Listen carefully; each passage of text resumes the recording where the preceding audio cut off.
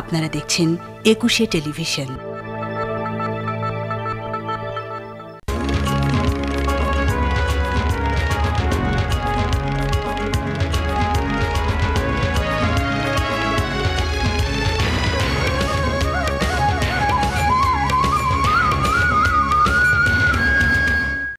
প্রাকৃতিক সম্পদ, রূপবৈচিত্র্য আর জনসম্পদের দেশ বাংলাদেশ। বিভিন্ন প্রতিকূলতার বিরুদ্ধে অবিরত যুদ্ধ করে সাফল্যের পথে এগিয়ে চলছে এদেশের মানুষ। আর দেশ জুড়ে দল সেই সব গণমানুষের কথা তুলে ধরছে সবসময়। শহর বন্দর পেরিয়ে গ্রামের মেঠোপথেই আমাদের ছুটে চলা। সাফল্য, ব্যর্থতা, ইতিহাস, ঐতিহ্য, সংস্কৃতির পাশাপাশি মানুষের হাসি কান্না চিত্র ফুটে ওঠে দেশ জুড়ে অনুষ্ঠানে। জুলিয়া ইসলাম শিশির আমন্ত্রণ জানাচ্ছি আজকের আয়োজনে। শুরুতেই জানিয়ে দিচ্ছি আজকের আয়োজনের শিরোনাম। দিনাজপুরে অবহেলিত প্রত্নতত্ত্ব মিউজিয়াম নিয়ে আজকের মূল প্রতিবেদন। নওগাঁয় স্কুল বালিকাদের এগিয়ে যাওয়ার গল্প। নরসিংদীতে কোয়েল পাখির খামারের সাফল্য। চলতি পথে সুন্দরবনের বনদেবী এবং খাগড়াছড়ি স্থানীয় শিল্পীর পরিবেশনায় একটি একক গান। দিনাজপুর মিউজিয়াম বাংলাদেশের প্রত্নসম্পদের এক সমৃদ্ধ সংগ্রহশালা। দিনাজপুর শহরের মুন্সিপাড়ায় অবস্থিত এই জাদুঘর দেশের তৃতীয় বৃহত্তম সংগ্রহশালা। 1968 সালে উত্তরবঙ্গের বিভিন্ন প্রত্যন্ত অঞ্চল থেকে সংগৃহীত প্রত্ন সামগ্রী নিয়ে এই মিউজিয়াম গড়ে তোলা হয়। বর্তমানে নিরাপত্তাহীনভাবে এখানে সংরক্ষিত আছে মূল্যবান সব ভাস্কর্য। দিনাজপুর ঘুরে শতরূপা দত্তের গবেষণায় এ নিয়ে মূল প্রতিবেদন তৈরি করেছেন সাখাওয়াত লিটন।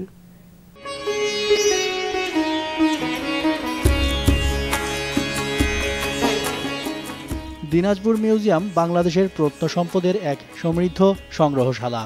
দিনাজপুর সদরের মুন্সিপাড়ায় অবস্থিত এই জাদুঘর দেশের প্রাচীন নিদর্শনের তৃতীয় বৃহত্তম সংগ্রহশালা। বাংলাদেশ জাতীয় জাদুঘরে যা আছে তারপরেই কিন্তু বরেন্দ্র, আর থার্ড রিচ এবং বেশি সংগ্রহ হচ্ছে দিনাজপুর জাদুঘর। 1968 সালে উত্তরবঙ্গের বিভিন্ন প্রত্যন্ত অঞ্চল থেকে সংগৃহীত প্রত্ন সামগ্রী নিয়ে দিনাজপুরে ছোট্ট একটি ঘরে এই মিউজিয়াম গড়ে তোলা হয়। সর্বসাকুল্যে 1341টা প্রোডাক্ট মানে পুরনো জিনিস সংগ্রহ আছে, পুরনো কীর্তি। এর মধ্যে রিয়ার হচ্ছে অনেক ধরনের মূর্তি আছে, যেমন উমা মহেশ্বর আছে, রাধাকৃষ্ণ আছে, তারপরে বৌদ্ধ মূর্তি আছে, চামুন্ডা মূর্তি আছে, সূর্য মূর্তি আছে। এই মূর্তিগুলো আমাদের মিনিমাম 1000 থেকে 1500 বছর, 700 বছর এরকম মূর্তিগুলোর বয়স। এগুলি বিচ্ছিন্নভাবে বিভিন্ন জনের কাছে এগুলি পড়েছিল, এবং যাদের কাছে পড়েছিল তারা জানেন যে এটা শুধুমাত্র মূর্তি, এর যে ভ্যালু কত সেটা জানতেন না। তখন যখন এটা প্রচার পেল তখন বিভিন্ন জায়গাতে লোকজন দিয়ে গেছে, তারা সংবাদ পাঠিয়েছে, সেখান থেকে সংগ্রহ করা হয়েছে। এখনও বিভিন্ন জায়গা থেকে যে মূর্তি টুর্তিগুলি পাওয়া যায় সেগুলি পুলিশের লোকজন থানায় যারা ওখানে জমা দেয় তারা আমাদের এনে দেয়। নরওয়ের একটি প্রতিষ্ঠান নোরাডের আর্থিক অনুদানে এ দ্বিতল মিউজিয়াম ভবন নির্মাণ করা হয়।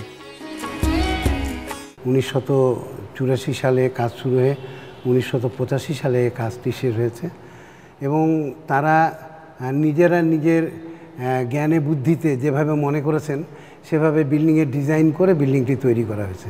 জাদুঘর থেকে যারা এসেছিলেন তারা দেখে খুব অবাক হয়েছেন যে এত মূল্যবান জিনিস যেভাবে আসলে ডিসপ্লে করার জিনিস নয় এগুলি। এখানে যে শিলালিপিগুলি অনেকগুলি পাঠোদ্ধার করা আমাদের মতো মানুষের পক্ষে সম্ভব না। বর্তমানে এই মিউজিয়ামে সংরক্ষিত আছে প্রাচীন সব মূল্যবান ভাস্কর্য, যা নিরাপত্তাহীনতার মধ্যে রয়েছে।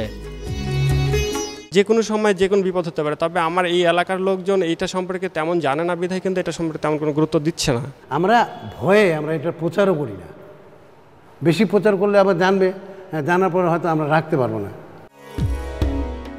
মুক্তিযুদ্ধের সময়কার বেশ কিছু নিদর্শনও রয়েছে এই সংগ্রহশালায়। এগুলি হেলমেট, মুক্তিযুদ্ধে ব্যবহৃত হয়েছিল। এটা হচ্ছে ট্যাঙ্কের ফিতা আমরা যে বলি। মুক্তিযুদ্ধের সময়ের সংবাদ, শহীদদের কিছু আছে, ছবি আছে। সম্রাট আকবরের সময়ে হাতে লেখা কোরআন শরীফ, এইটা জঙ্গনামা কাব্য, এগুলো হচ্ছে পুঁথি, তালপাতার এগুলি লেখা হয়েছে। এখানে মহারাজার রাজবাড়ি, সেখান থেকে এগুলি সংগৃহীত।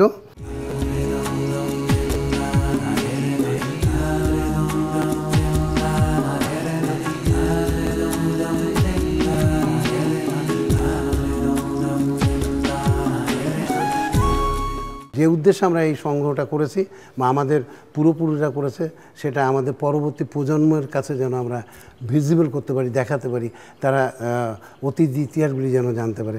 অনেকেই রাজবাড়ি দেখতে আসে। জাদুঘরটা যদি ওখানে হয় তাহলে এটা যে কেউ জাদুঘর দেখতে গেলে রাজবাড়ি দেখবে, রাজবাড়ি দেখতে গেলে জাদুঘর দেখবে। মিউজিয়ামের উন্নয়ন ও মূল্যবান প্রত্নতাত্ত্বিক নিদর্শনসমূহের যথাযথ সংরক্ষণের লক্ষ্যে এইসব সমস্যার আশু সমাধান একান্ত প্রয়োজনীয়। এই যে আমার দর্শনীয় বিষয়গুলি, এগুলি দিনাজপুরের মানুষের কাছে, বাংলাদেশের মানুষের কাছে, বিশ্বের মানুষের কাছে পরিচিত করার জন্য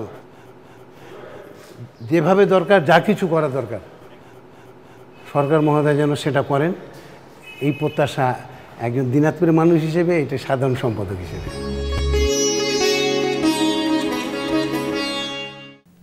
বাড়ি থেকে অনেক দূরে বিদ্যালয়, পায়ে হেঁটে বাস বা রিকশায় স্কুলে যেতে হতো মেয়েদেরকে।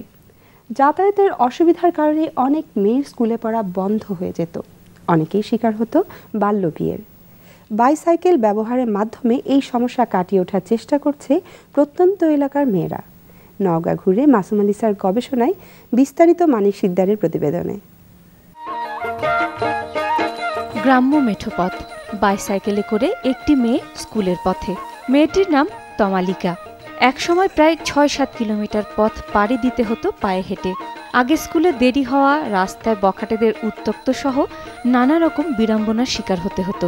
কিন্তু এখন সব বাধা ডিঙিয়ে বাইসাইকেলে করে নির্বিঘ্নে যাতায়াত করছে।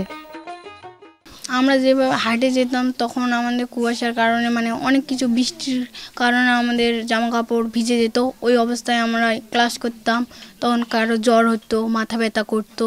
এই সমস্যার কারণে আমরা একটা উদ্যোগ নেই যে আমরা সবাই সাইকেল চালিয়ে স্কুলে যাব। আমার মধ্যে একটা ভয় ছিল যে আমার একটাই মেয়ে, তো রাস্তাঘাটে আশেপাশে প্রায় অ্যাক্সিডেন্ট হতো। তো ওই জন্য আমার খুব ভয় লাগতো যে না, একটা বাচ্চা আমি দিব না ভুটভুটি, ট্রাক, বাস, মোটরসাইকেলের।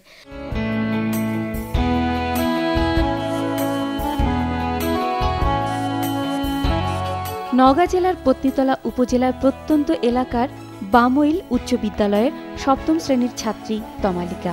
সে শুধু একা নয়, তার মতো আরও অনেক মেয়ে এখন বাইসাইকেলে করে বিদ্যালয়ে আসে। আগে আমি স্কুলে পায়ে হেঁটে আসতাম, এতে আমার অনেক লেট হয়ে যেত এবং যথাসময়ে আমি ক্লাস ধরতে পারতাম না, তাই জন্য আমার ক্লান্তও মনে হতো। আর এখন আমি সাইকেল নিয়ে আসি, এর জন্য আমার যথাসময়ে আমি স্কুলে পৌঁছতে পারি। দূর থেকে যারা আসে তারা রাস্তার মধ্যে যাতে একটা মনে করেন যে এমন সময় কোনো একটা বিপদ ঘটে যায় যে বাইসাইকেল না থাকলে, হয়তো তারা যদি বাইসাইকেল নিয়ে আসতে পারে তাহলে খুব তাড়াতাড়ি তারা বাসে যেতে পারবে এবং বিপদ থেকে তারা বিপদ এড়াতে পারবে সহজেই। মেয়েদের সাইকেল চালনায় উৎসাহী করেছেন এই বিদ্যালয়ের প্রধান শিক্ষক এবং তাকে সহযোগিতা করেছেন অন্যান্য শিক্ষকরা। 2007 সালে আমরা যখন প্রায় 7 মাইল দূরে ভর্তি করাতে যাই মেয়েদের, তো আমরা চিন্তা করলাম যে অত দূর থেকে মেয়েরা কষ্ট করে আসবে, তার মাকে বাবাকে ডাকলাম। আমরা ডেকে বলি যে অনেক দূর রাস্তা, তাদের সাইকেল কিনে দিলে তাদের আসা যাওয়া সুবিধা হবে এবং রাস্তাঘাটে যেন কোনো অসুবিধা না হয় এবং কোনো ছেলে মেয়ে উত্তপ্ত না করতে পারে, এই জন্য তার বাবা মাকে বুঝাই আমরা যে সাইকেল কিনে দেন। রাস্তাঘাটে তাদের যাতে কোনো প্রবলেম না হয় এগুলো দেখি আমরা আসলে সেফ দেওয়ার চেষ্টা করি, মোট কথা সুবিধার্থে এটাতে মেয়েদের তো আসলে অনেক উন্নতি হচ্ছে আসলে। তমালিকার মতো অনেকেই এখন এগিয়ে এসেছে সাইকেল চালনায়। পাশাপাশি অন্যান্য মেয়েরাও সাইকেল চালানো শিখছে। কথা আমাদের স্কুলে একটা মেয়ে বললো যে আমাকে সাইকেল চালানো শিখবো রে।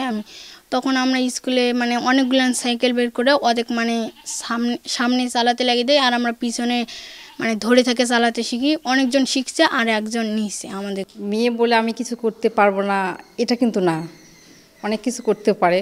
কারণ আমরা তো মানুষ, আমরা তো অনেক কিছু করতে পারি। আমি প্রতিবন্ধকতার মধ্যে দেখা যাচ্ছে সময় মতো পৌঁছতে পারছি না, আমার কাছে খারাপ লাগছে। যদি আমি একটা জিনিস শিখে সে মাধ্যমে যেতে পারি তাহলে সময়টা আমার কাছে সেভ হবে এবং আমার একটা বাড়তি অভিজ্ঞতা অর্জন হলো যে আমি একটা কিছু চালাতে পারি। তমালিকার মা উদ্বিগ্ন থাকলেও বাবা উৎসাহ দিতেন। মেয়ে পড়ালেখা করছে, প্রতিদিন বাধাহীনভাবে স্কুলে যেতে পারছে, তাতেই তারা খুব খুশি। আমি যা দেখতেছি শুনতেছি সব কিছুই তো নিরাপদেই যাচ্ছে, কোনো অসুবিধা নাই। তারপরে মনটা চায় যে সে ভয় যদি থাকতো তাহলে আমিও চালাতাম। তারপরেও মাঝে মাঝে মেয়ে বলে যে মা আমার পিছনে ওঠো, আমি তোমাকে নিয়ে চালাই। কিন্তু আমার মনের মধ্যে ভয় করে যে মেয়ে যদি ফেলে দেয়। তমালিকা এখন নিয়মিত স্কুলে যায় সাইকেল চালিয়ে। শুধু তাই নয়, সুযোগ পেলে মাকে নিয়েও ঘুরে বেড়ায়।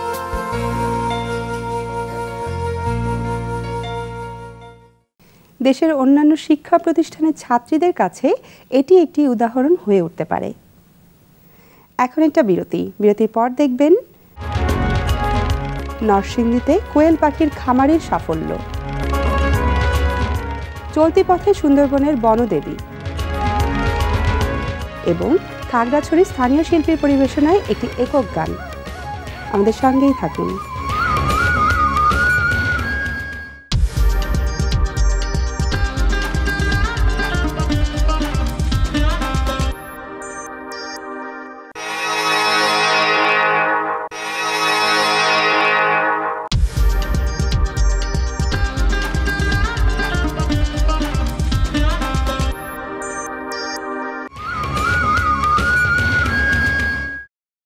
বিরতির পর আবারও স্বাগত আজকের আয়োজনে। নরসিংদীর পলাশ উপজেলার পলাশের চর গ্রামের বাসিন্দা আনোয়ারা খানম ডলি। তিনি 2001 সালে মাত্র 20,000 টাকার পুঁজি নিয়ে কোয়েল পাখির খামার গড়ে তোলেন। বর্তমানে তিনি একজন সফল খামারি। কাজী মোহাম্মদ খলিলুল্লাহর গবেষণায় সফল এই খামারির কথা তুলে ধরেছেন জাহিদুল ইসলাম সুমন।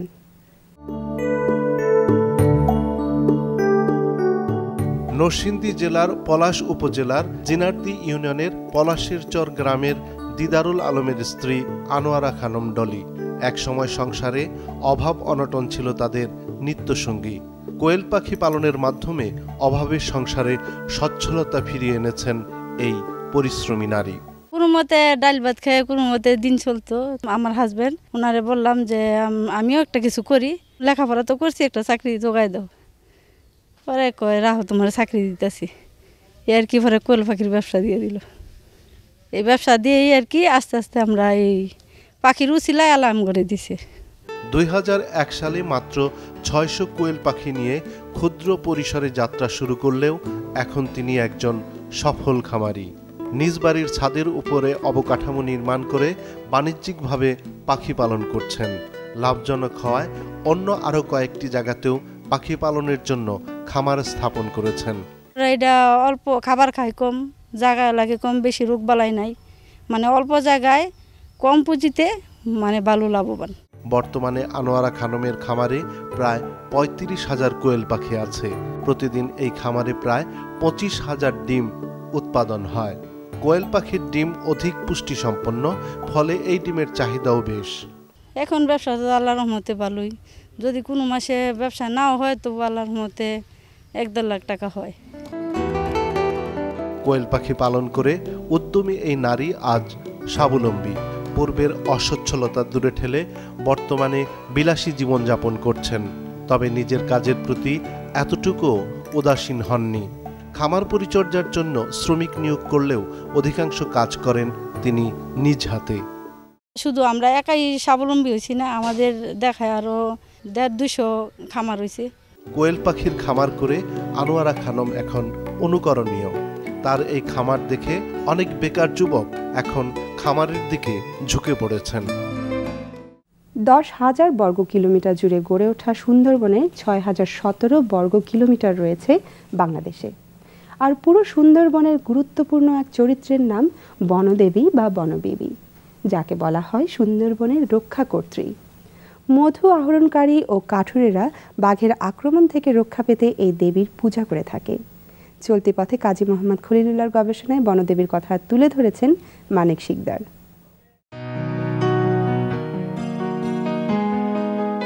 জল আর জঙ্গল মিলিয়ে সুন্দরবন।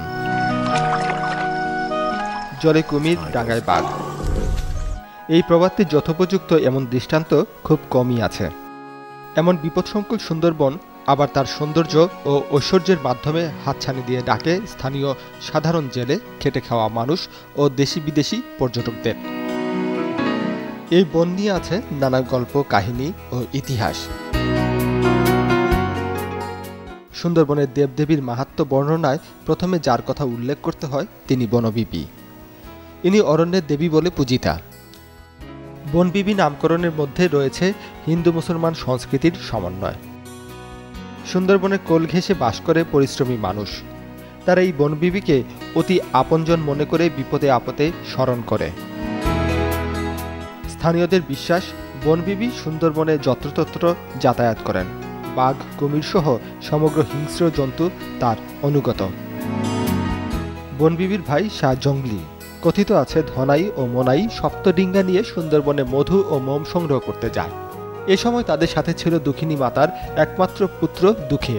ধনাই ও মোনাই দক্ষিণ রায়ের পূজা দিয়ে মধুর সন্ধানে বের হলে সারাদিন মধু খুঁজে না পেয়ে ফিরে নৌকায় ঘুমিয়ে পড়ে।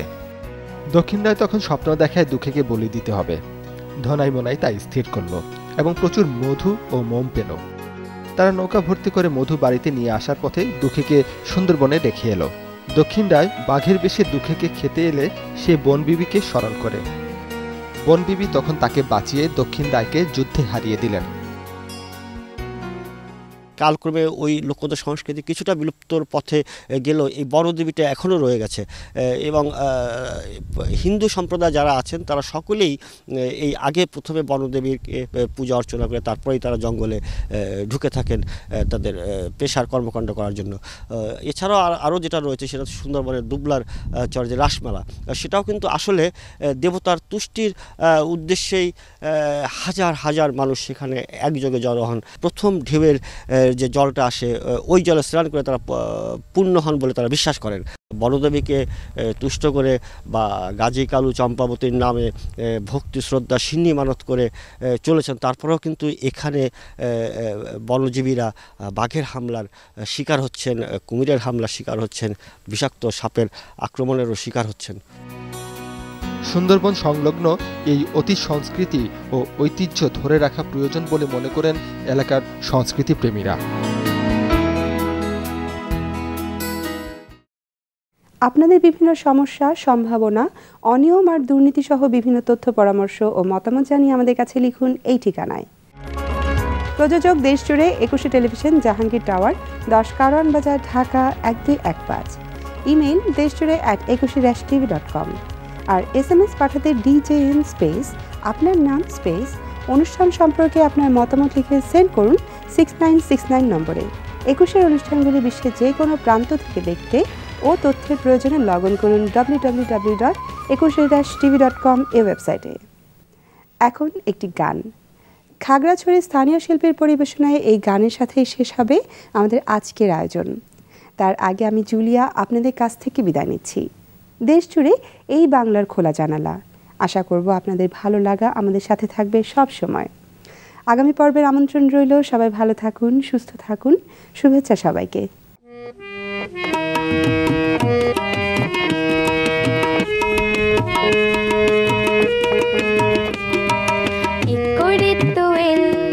শ্রাবণে হাতি গেল তুই তো হাইলে মৌনা নারী গেল কি করে তুই শ্রাবণে হাতি গেল তুই তো হাইলে মৌনা নারী গেল